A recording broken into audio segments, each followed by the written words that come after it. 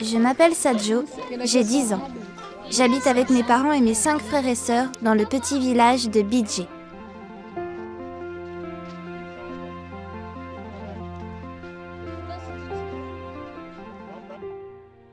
Si vous voulez venir me voir dans mon village, il faudra prendre l'avion pendant 7 heures jusqu'à Yaoundé, la capitale du Cameroun.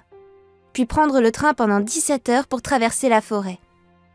Et ensuite, il faudra au moins 10 heures de voiture pour arriver dans mon village de Bidje, dans l'extrême nord du Cameroun.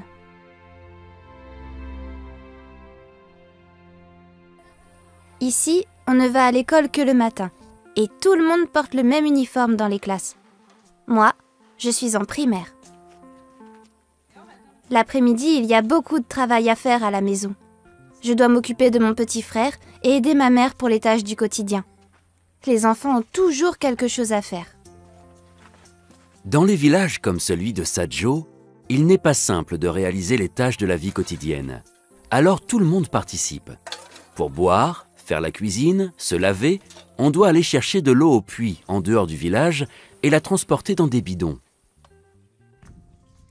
Ce sont mes 2 grands frères, Megano et Mayana, qui doivent s'occuper de l'eau. Ils vont chaque jour au puits du village.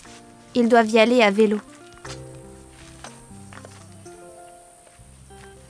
Mon papa Thierry est agriculteur. Il passe beaucoup de temps pour essayer de faire pousser des céréales. Malgré tous ces efforts, ces récoltes ne nous permettent pas de nous nourrir correctement tous les jours. Ici, il fait très chaud et il ne pleut que quelques mois dans l'année. La terre est sèche et le soleil est de plus en plus chaud. C'est presque impossible de faire pousser des légumes et de nourrir nos animaux.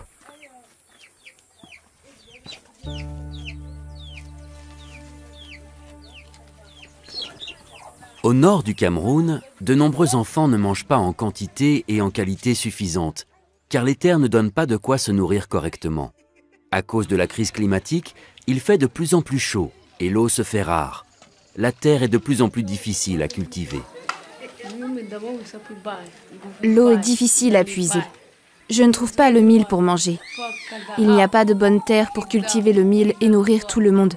Action contre la faim aide les familles comme celle de Sadjo à restaurer ces terres appauvries pour qu'elles produisent à nouveau de quoi se nourrir. La technique utilisée ici est celle de la demi-lune. Elle permet de diriger les eaux de pluie au pied des plantes pour qu'elles puissent pousser correctement. Juste avant la saison des pluies, qui commence au mois de juin, les villageois préparent la terre en creusant, sur plusieurs allées, des trous peu profonds en forme de demi-lune. Ensuite, on y étale notamment de la bouse de vache ou de chèvre qui va nourrir le sol et les plantes. Enfin, au début de la saison des pluies, on sème 2 ou 3 rangs de céréales. C'est grâce à ça que le village peut avoir à manger. Mais pour beaucoup d'autres enfants, c'est encore plus difficile qu'ici. Il y a un nouveau village à quelques kilomètres de chez moi. Mais ce n'est pas un village comme les autres. C'est un camp de personnes déplacées. Elles n'habitaient pas très loin d'ici, mais ont dû s'enfuir de chez elles sans rien emporter. Dans l'extrême nord du Cameroun, l'eau et la nourriture sont rares. Les cultivateurs ont de très faibles récoltes et peinent à nourrir leur famille. Les éleveurs rencontrent eux aussi des difficultés pour nourrir leurs bêtes, qui parfois mangent les maigres récoltes des cultivateurs. Les difficultés d'accès à ces ressources vitales font éclater des conflits entre les populations. Certaines personnes s'enfuient par crainte d'être attaquées ou tuées. Elles partent de chez elles en abandonnant tous leurs biens et s'installent dans un lieu plus sûr, loin des dangers. Mais elles n'ont plus de maison et doivent vivre dans des tentes. Elles se retrouvent sans terre ou sans bétail et peinent à nourrir leur famille. Action contre la faim intervient en urgence dans ces camps de personnes déplacées en fournissant des produits et des matériaux de première nécessité, comme des savons, des draps ou encore des ustensiles de cuisine. Une fois par mois, les équipes d'Action contre la faim se rendent également dans ces camps pour agir sur le problème de santé le plus urgent, la sous-nutrition des enfants.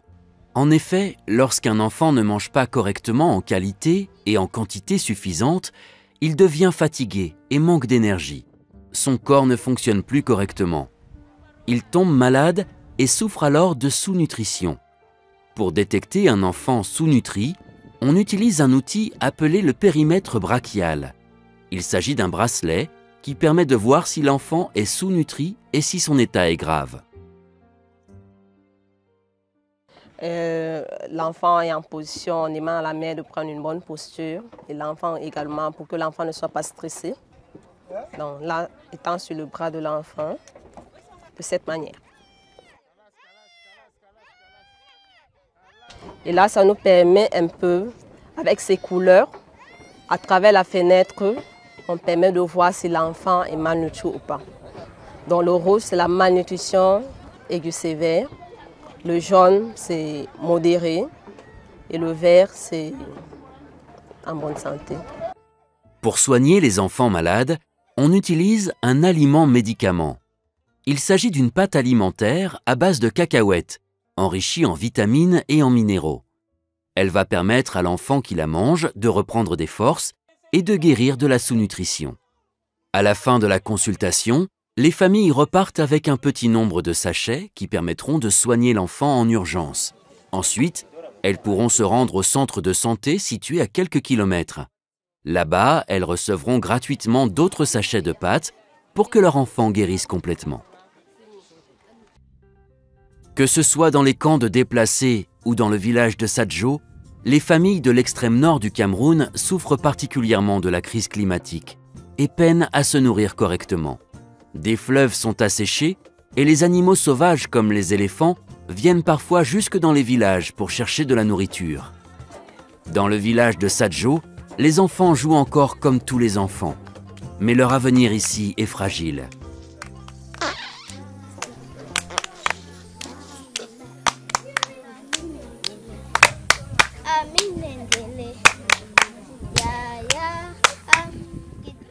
Pour aider des enfants comme Sadjo à se nourrir correctement tous les jours, participez à la course contre la faim.